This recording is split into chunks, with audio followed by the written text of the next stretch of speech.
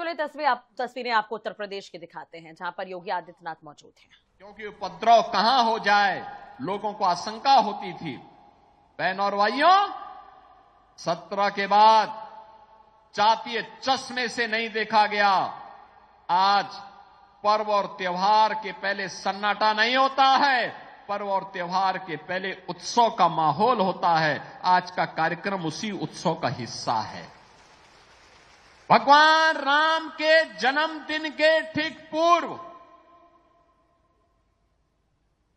यानी कल से रामनवमी शुरू होगी, और रामनवमी के ठीक पूर्व हम लोगों ने इन लोगों को ये उपहार उपलब्ध करवाने का काम किया है। रामनवमी की और जगत जननी मां भगवती की कृपा इन पर बने।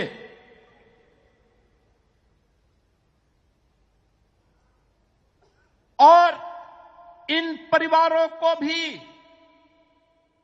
अच्छा देखने को मिले। यह एक राज्य सरकार और केंद्र सरकार का सौभाग्य लेकर के आज ये पूरा मंच यहां पर आया हुआ है। बहनों और भाइयों, अब उपद्रव नहीं है, अब तो उत्सव है। मैं प्रतिदिन रिपोर्ट लेता हूं कि वर्तमान में नवरात्रि के अवसर पर देवी मंदिरों में क्या स्थितियां हैं। मैं देख रहा हूं मां विंध्यवासिनी के धाम में प्रतिदिन 5 से लेकर 7 लाख श्रद्धालु वहां दर्शन करने के लिए आ रहा है। कोई दिक्कत नहीं। हम लोगों ने एक कॉरिडोर बनाया है मां विंध्यवासिनी का, काली खो का, और अष्टभुजी देवी के दर्शन लोग कर सकें। प्रदेश से तो हैं ही, देश के अलग अलग कोनों से लोग आ रहे हैं। आज उन्हें भय नहीं है, आज लोग आ रहे हैं। मां पाटेश्वरी का दर्शन करने के लिए लाखों लोग आ रहे हैं। केवल पूर्वी उत्तर प्रदेश नहीं, भारत से तो हैं ही, पड़ोसी राष्ट्र नेपाल से भी हजारों की संख्या में लोग आकर के दर्शन कर रहे हैं।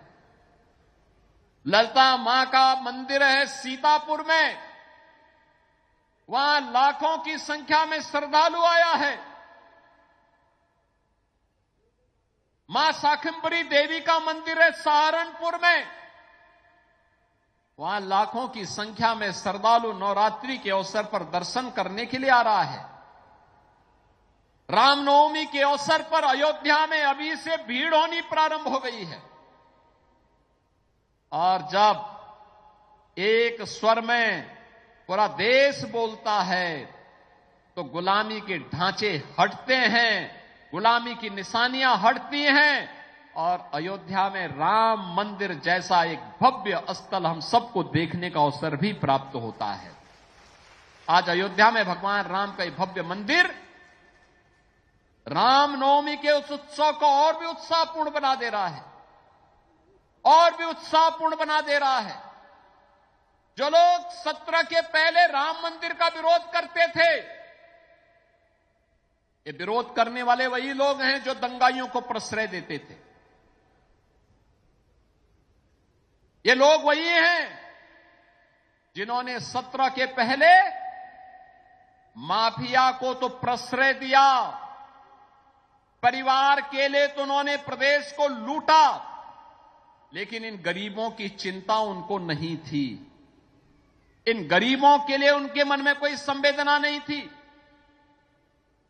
यहां के भी जो पीड़ित और वंचित यादव थे, मौर्य और कुशवाहा जाति से जुड़े हुए लोग थे, जनजातीय समुदाय से, दलित समुदाय से जुड़े हुए लोग थे, इनके बारे में उनकी संवेदना जाग सके, इन तक भी योजना का लाभ पहुंच सके, उन्होंने कभी देखने का प्रयास नहीं किया, कभी देखने का प्रयास नहीं किया।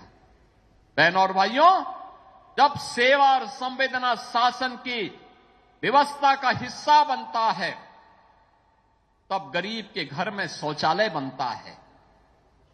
जब सेवा और संवेदना जीवन का हिस्सा बनता है और सरकार इसे अपने एजेंडे का हिस्सा बनाती है, तब गरीब के घर में मकान बनता है, एक आवास की सुविधाओं से प्राप्त होती है।